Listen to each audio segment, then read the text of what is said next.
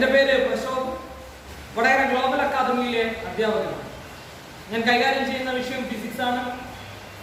SSLCയിലെ ആദ്യ ഭാഗമായിട്ടുള്ള വൈദ്യുത പ്രവാഹത്തിന്റെ ഫലങ്ങൾ അഥവാ ഇഫക്ട്സ് ഓഫ് ഇലക്ട്രിക് കറന്റ് എന്ന് പറയുന്ന ചാപ്റ്ററാണ് ഞാൻ എന്ത് ചെയ്യുന്നത്, കൈകാര്യം ചെയ്യുന്നത്.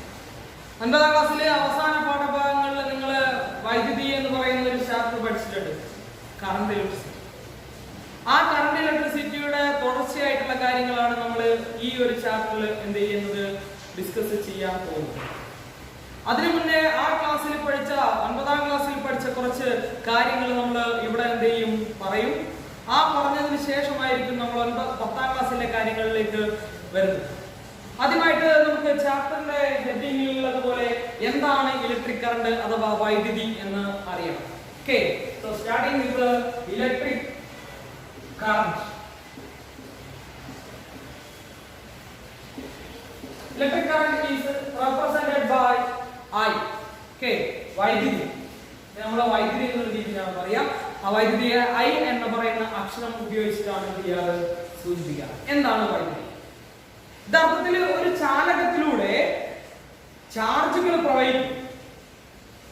ആ ചാർജുകളുടെ പ്രവാഹത്തെ ആണ് നമ്മൾ എന്ത് പറയുക, വൈദ്യുതി എന്ന് പറയാം. ചാർജുകളുടെ പ്രവാഹം, ഒഴുക്ക്.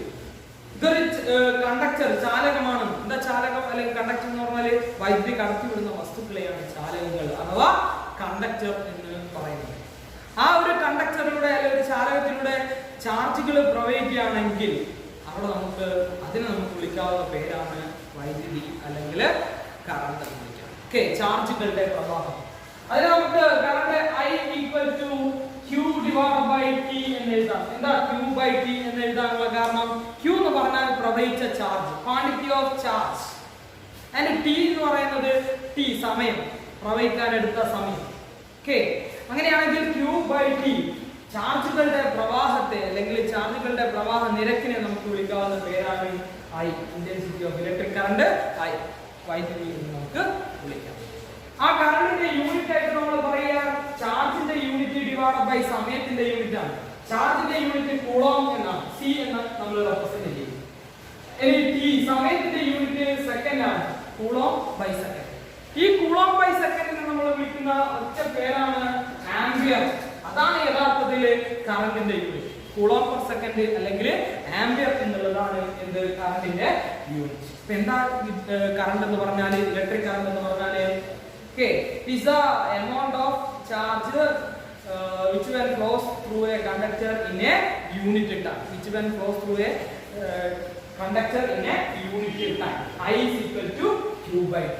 Okay, അല്ലെങ്കിൽ സിമ്പിൾ ആയിട്ട് നമുക്ക് പറയുകയാണെങ്കിൽ rate of flow of charges is known as electric current I. Rate of flow of charge with respect to time, ഒരു ക്വാണ്ടിറ്റിയെ with respect to time കൊണ്ട് നമ്മൾ പറയുകയാണെങ്കിൽ divided by time ഉണ്ടെങ്കിൽ അതിനെ നമുക്ക് റേറ്റ് എന്നുള്ള രീതിയിൽ പറയാം. Rate of flow of electric charges, ചാർജുകളുടെ പ്രവാഹ നിരക്കിനെയാണ് നമ്മൾ എന്ത് പറയാ, electric current I is equal to Q by T. അപ്പോൾ യൂണിറ്റ് എന്ന് പറയുന്നത് കൂളോം പെർ സെക്കൻഡ്, C എന്ന് പറഞ്ഞാൽ കൂളോം ഡിവൈഡ് ബൈ ടൈമിന്റെ unit second, coulomb per second അല്ലെങ്കിൽ ആംപിയർ എന്നുള്ളതാണ് എന്തിന്റെ യൂണിറ്റ്, ഇലക്ട്രിക് കറണ്ടിന്റെ യൂണിറ്റ്. ഓക്കെ, അതാണ് നമ്മൾ ആദ്യം പറയുന്നത്. ഇനി ഈ കറണ്ട് അളക്കുന്നതിനുള്ള ഉപകരണത്തെ നമുക്ക് വിളിക്കാവുന്ന പേരാണ് അമ്മീറ്റർ. ഇതാണ് അമ്മീറ്ററിന്റെ circuit symbol. So what is ammeter? Ammeter is a device which is used to measure electric current. Ammeter is a device which is used to measure electric current. This is the circuit symbol of an ammeter. That ammeter is connected in series method. Ammeter series മെത്തേഡിൽ അല്ലെ ശ്രേണി രീതിയിലാണ് connect ചെയ്യുക. Ammeter ശ്രേണി രീതിയിലാണ് connect ചെയ്യുക അല്ലെ series മെത്തേഡിലാണ് connection നടത്തുക. ഓക്കെ, ദെൻ അങ്ങനെ ഒരു കണ്ടക്ടറിലൂടെ വൈദ്യുതി പ്രവഹിക്കണമെങ്കിൽ നിർബന്ധമായും അവിടെ ഒരു പൊട്ടൻഷ്യൽ ഡിഫറൻസ് ഉണ്ടായിരിക്കണം. ഓക്കെ, ഒരു കണ്ടക്ടറിലൂടെ ചാർജ് പ്രവഹിക്കണമെങ്കിൽ നിർബന്ധമായും അവിടെ ഒരു പൊട്ടൻഷ്യൽ വ്യത്യാസം ഉണ്ടായിരിക്കണം. ഈ പൊട്ടൻഷ്യൽ വ്യത്യാസം നമുക്ക് നൽകാൻ വേണ്ടിയിട്ട് സെല്ലുകളെയോ ബാറ്ററികളെയോ ഉപയോഗിക്കാം. പൊട്ടൻഷ്യൽ വ്യത്യാസം നൽകാൻ വേണ്ടിയിട്ട് സെല്ലുകളെയോ ബാറ്ററികളെയോ ഉപയോഗിക്കാം. ഇതാണ് സെല്ലുകളുടെ സിംബൽ. ഇതില് ബാറ്ററിയുടെ സിംബൽ എന്ന് പറയുന്നത് രണ്ടെണ്ണാകുന്ന സമയത്ത് അത് ബാറ്ററി ആവും. അപ്പൊ എന്തിനാ സെല്ലും ബാറ്ററിയും? A cell or a battery is a device which is used to provide potential difference. ഒരു സെല്ല് അല്ലെങ്കിൽ ഒരു ബാറ്ററി എന്ന് പറയുന്നത് ഒരു സർക്യൂട്ടിൽ പൊട്ടൻഷ്യൽ വ്യത്യാസം നൽകാൻ വേണ്ടിയിട്ടുള്ള ഉപകരണമാണ്. ഇനി ഈ സർക്യൂട്ടിൽ എത്രത്തോളം പൊട്ടൻഷ്യൽ വ്യത്യാസം ഉണ്ട് അല്ലെങ്കിൽ പൊട്ടൻഷ്യൽ ഡിഫറൻസ് ഉണ്ട് എന്ന് നമുക്ക് മനസ്സിലാകണമെങ്കിൽ അതിന് നമ്മൾ യൂസ് ചെയ്യുന്ന ഡിവൈസിനെയാണ് വോൾട്ട്മീറ്റർ എന്ന് പറയുന്നത്. So what is meant by voltmeter? A voltmeter is a device which is used to measure potential difference. How much is the potential difference? That we want to understand. Then we can use voltmeter. So what is the use of voltmeter?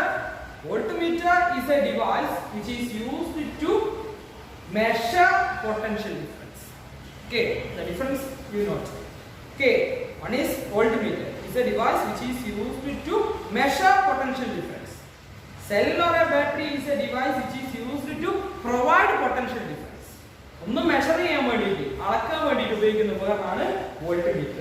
രണ്ടാമത്തെ ഒരു സാധനം cell or battery എന്ന് പറഞ്ഞു കഴിഞ്ഞാൽ എത്ര volt potential വ്യത്യാസം നൽകണം, എത്ര വോൾട്ട് നൽകണം, അതിന് നമ്മൾ ഉപയോഗിക്കുന്നതാണ് സെല്ലും battery. Cell or battery. Okay, ammeter എന്ന് പറഞ്ഞാൽ കറണ്ട് അളക്കുന്നത്. പൊട്ടൻഷ്യൽ വ്യത്യാസം ഉണ്ടെങ്കിൽ മാത്രമേ എന്ത് ചെയ്യൂ, കറണ്ട് ഫ്ലോ ചെയ്യൂ. അങ്ങനെ കറണ്ട് ഫ്ലോ ചെയ്ത് കഴിഞ്ഞാൽ എത്രത്തോളം കറണ്ട് ഉണ്ട് എന്ന് നമ്മൾ മനസ്സിലാക്കുന്ന ഡിവൈസിനെയാണ് അമ്മീറ്റർ എന്ന് പറയുന്നത്. അമ്മീറ്റർ, വോൾട്ട്മീറ്റർ, സെല്ലും ബാറ്ററി, ഇതാണ് നമ്മൾ ആദ്യം പറയുന്നത്. ഇനി എന്താണ് പൊട്ടൻഷ്യൽ വ്യത്യാസം എന്ന് കൃത്യമായിട്ട് ഒന്നറിയാം. യഥാർത്ഥത്തിൽ ഇത് ഒരു കൂളോം ചാർജ്. ആ ഒരു കൂളോം ചാർജിന് നമുക്ക് വിളിക്കാവുന്ന പേര് unit charge. Unit charge A എന്ന് പറയുന്ന പോയിന്റിൽ. ഓക്കെ, 1 കൂളോം ചാർജ് എന്ന് പറഞ്ഞു കഴിഞ്ഞാൽ യൂണിറ്റ് ചാർജ്. ആ യൂണിറ്റ് ചാർജ് എ എന്ന് പറയുന്ന പോയിന്റ്. എ എന്ന് പറയുന്ന പോയിന്റിൽ നിന്ന് ഈ യൂണിറ്റ് ചാർജിനെ ബി എന്ന് പറയുന്ന പോയിന്റിലേക്ക് നമുക്ക് എന്ത് ചെയ്യണം, കൊണ്ടുപോകണം. എ എന്ന് പറയുന്ന പോയിന്റിൽ നിന്ന് ബി എന്ന് പറയുന്ന പോയിന്റിലേക്ക് യൂണിറ്റ് ചാർജിനെ എന്ത് ചെയ്യണം, കൊണ്ടുപോകണം. അങ്ങനെ കൊണ്ടുപോകണമെങ്കിൽ നമ്മൾ ഇവിടെ എന്ത് ചെയ്യണം, വർക്ക് ചെയ്യണം. ഓക്കെ, W എന്ന് പറഞ്ഞാൽ വർക്കാണ്. So work done to bring a unit charge from one point to another is commonly known as potential difference. So what is meant by potential difference? A potential difference is defined as it is the work done, amount of work done to bring unit charge from one point to another point.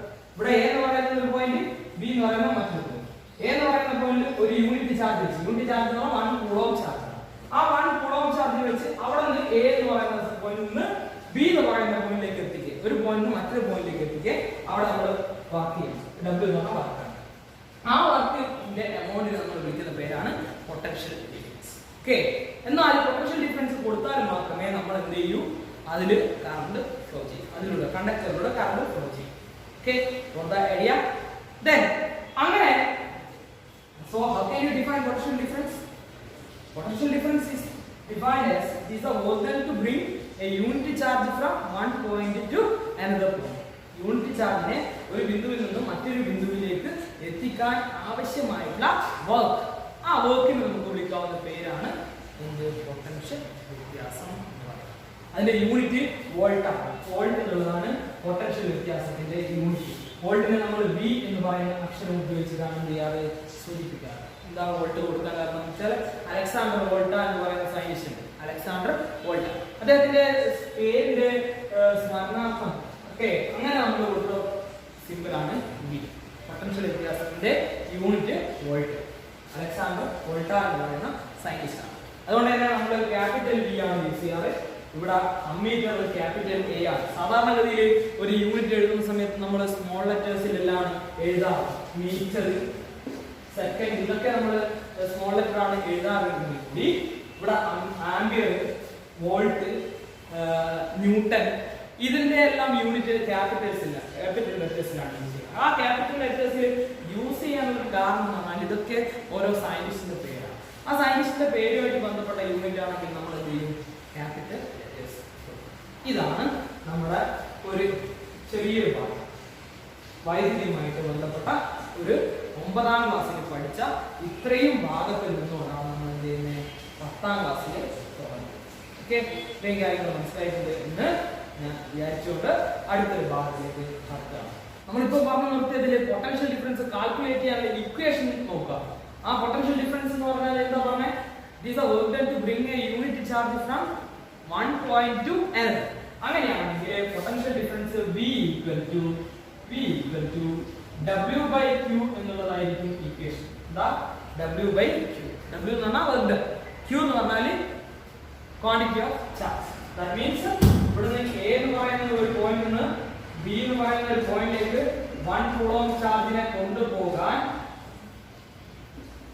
ഇവിടെ നമ്മൾ work ചെയ്യും. ആ വർക്കിന്റെ ആണ് നമ്മൾ W എന്നുള്ള രീതിയിൽ പറയുന്നത്. ഇവിടെ Q എന്ന് പറയുന്നതാണ് കൂളോം, 1 കൂളോം.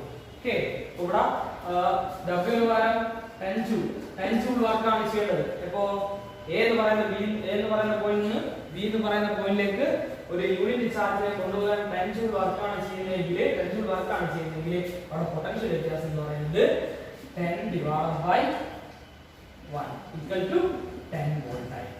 നാം പറഞ്ഞതിന്റെ മീനിങ് ഒരു മറ്റൊരു എക്സാമ്പിൾ എന്ന് പറഞ്ഞാൽ A എന്ന് പറയുന്ന പോയിന്റിൽ നിന്ന് 2 കൂളോം ചാർജിനെ A എന്ന് പറയുന്ന പോയിന്റിൽ നിന്ന് B എന്ന് പറയുന്ന പോയിന്റിലേക്ക് എത്തിക്കാൻ 2 കൂളോമിൽ എത്തിക്കാൻ 10 ജൂൾ വർക്കാണ് ചെയ്യുന്നതെങ്കിൽ അവിടെ potential difference V is equal to W by Q ചെയ്ത് കഴിഞ്ഞാൽ നമുക്ക് വർക്ക് എന്ന് പറഞ്ഞാൽ 10 ജൂൾ തന്നെയാണ്. ഡിവൈഡ് ബൈ Q എന്ന് പറഞ്ഞാൽ ക്വാണ്ടിറ്റി ഓഫ് ചാർജ്. ഇവിടെ നേരത്തെ 1 കൂളോം ആണെങ്കിൽ ഇവിടെ ഇപ്പോൾ എന്താണുള്ളത് 2 കൂളോം ആണ്. ഇവിടെ Q ന് പകരം നമ്മൾ എന്ത് ചെയ്യാം? 10 divided by 2, Q ന് പകരം 2 കൊടുക്കുക. അങ്ങനെയാണെങ്കിൽ ഇത് മൊത്തം 5 വോൾട്ട് ആയിരിക്കും. ഇതാണ് പൊട്ടൻഷ്യൽ വ്യത്യാസത്തിന്റെ മെയിൻ ആയിട്ടുള്ള ഐഡിയ. മനസ്സിലായിട്ടോ? അപ്പോൾ യൂണിറ്റ് ചാർജിനെ ഒരു ബിന്ദുവിൽ നിന്ന് മറ്റൊരു ബിന്ദുവിലേക്ക് എത്തിക്കാൻ ആവശ്യമായിട്ടുള്ള വർക്ക്, അതിനെയാണ് നമ്മൾ പൊട്ടൻഷ്യൽ വ്യത്യാസം എന്ന് പറയുന്നത്. ഇനി നമുക്കറിയാനുള്ളത് ഇങ്ങനെ പൊട്ടൻഷ്യൽ വ്യത്യാസം സർക്യൂട്ടിൽ നൽകിയ സെല്ലോ ബാറ്ററിയോ യൂസ് ചെയ്തത് നമ്മൾ നേരത്തെ പറഞ്ഞതാണ്. അങ്ങനെയാണെങ്കിൽ അതിൽ ഒരു സെല്ലോ ഒരു ബാറ്ററി നമ്മൾ കൊടുത്തു കഴിഞ്ഞാൽ എങ്ങനെയായിരിക്കും സർക്യൂട്ടിൽ കറണ്ട് ഫ്ലോ ഉണ്ടാവുക എന്ന് അറിയാം. സർക്യൂട്ടിലെ കറണ്ട് ഫ്ലോ അറിയാൻ വേണ്ടിയിട്ട് നമുക്ക് ഇവിടെ ഒരു സർക്യൂട്ട് കൺസിഡർ ചെയ്യാം. അതിന് നമ്മൾ സെല്ലിൽ ഒരു ബാറ്ററി കൊടുത്തിട്ടുണ്ട്. ഇവിടെ V വോൾട്ട് കണക്ട് ചെയ്തു. ഇവിടെ സർക്യൂട്ടിൽ ഒരു ബൾബ് കണക്ട് ചെയ്തു. സ്വിച്ച് ഇവിടെ സ്വിച്ച് ഓൺ ചെയ്ത് കഴിഞ്ഞാൽ കറണ്ട് ഫ്ലോ എന്ന് പറയുന്നത് പോസിറ്റീവ് ടു നെഗറ്റീവ് ആണ്. പോസിറ്റീവ് മീൻസ് ലാർജ് ലൈൻ, വലിയ വരയെ പോസിറ്റീവ് എന്നും ഇതിൽ ചെറിയ വര നെഗറ്റീവ് ആണ്. അപ്പൊ പോസിറ്റീവ് എന്ന് പറഞ്ഞാൽ ഹയർ പൊട്ടൻഷ്യൽ ആണ്, നെഗറ്റീവ് എന്ന് പറഞ്ഞാൽ ലോവർ പൊട്ടൻഷ്യൽ ആണ്. നമ്മൾ വെള്ളം എഴുതുന്നത് നമുക്ക് മനസ്സിലാവും. ഉയർന്ന പ്രദേശത്തു നിന്നും താഴ്ന്ന പ്രദേശത്തേക്ക് വെള്ളം ഒഴുകുക. നമ്മൾ കാറ്റ് ഹയർ പ്രഷർ റീജിയനിൽ നിന്ന് ലോവർ പ്രഷർ റീജിയനിലേക്കാണ്. അതുപോലെ വൈദ്യുതി ഒഴുകുക എന്ന് പറഞ്ഞാൽ പോസിറ്റീവിൽ നിന്ന് negative, higher potential to lower potential. അപ്പൊ വൈദ്യുത പ്രവാഹത്തിന്റെ ദിശ ഈ രീതിയിലായിരിക്കും. സ്വിച്ച് ഓൺ ചെയ്ത് കഴിഞ്ഞാൽ വൈദ്യുത പ്രവാഹത്തിന്റെ ദിശ ഈ രീതിയിൽ ആണ്, പോസിറ്റീവ് ടു നെഗറ്റീവ് അല്ലെങ്കിൽ higher potential to lower potential. Okay, positive to negative, ഇതാണ് വൈദ്യുത പ്രവാഹത്തിന്റെ ദിശ. യഥാർത്ഥത്തിൽ വൈദ്യുതി എന്ന് പറഞ്ഞാൽ ഇലക്ട്രോണുകളുടെ പ്രവാഹത്തെയാണ് നമ്മൾ വൈദ്യുതി എന്ന് പറയുന്നത്. എന്നാൽ ഇലക്ട്രോണുകളുടെ പ്രവാഹത്തിന് നമ്മൾ ഈ ഡയറക്ഷൻ അല്ല പറയുക. ഇലക്ട്രോൺ എങ്ങനെയാണ് പ്രവഹിക്കുക? ഇലക്ട്രോണിന്റെ ചാർജ് ആലോചിച്ചാൽ മതി. ഇലക്ട്രോൺ ചാർജ് നെഗറ്റീവ് ആണ്. ആ നെഗറ്റീവ് ചാർജിലെ ഇലക്ട്രോൺ ഒരു ടെൻഡൻസി ഉണ്ടാവും. നെഗറ്റീവ് സ്വാഭാവികമായിട്ടും പോസിറ്റീവ് സൈഡിലേക്ക് മൂവ് ചെയ്യാനാണ് ഒരു ടെൻഡൻസി കാണിക്കുക. അപ്പോൾ ഇലക്ട്രോണുകളുടെ പ്രവാഹം നെഗറ്റീവിൽ നിന്ന് പോസിറ്റീവ്. അപ്പൊ വൈദ്യുത പ്രവാഹം പോസിറ്റീവിൽ നിന്ന് negative. So electron flows from negative to positive while the current flows from positive to negative, higher potential to lower potential. Electron flows from negative region to positive region. So that's all about the electric current. ഇതാണ് electric കറന്റുമായിട്ടുള്ള basic ആയിട്ടുള്ള idea. ഇത് 9ാം ക്ലാസ്സിൽ ഇത്രയും നമ്മൾ എന്ത് ചെയ്തിട്ടുണ്ട്, മനസ്സിലാക്കി വെച്ചിട്ടുണ്ട്. അതിന്റെ ഒരു കണ്ടിന്യൂഷൻ ആണ് 10ാം ക്ലാസ്സിലുള്ള ഈ ചാപ്റ്റർ.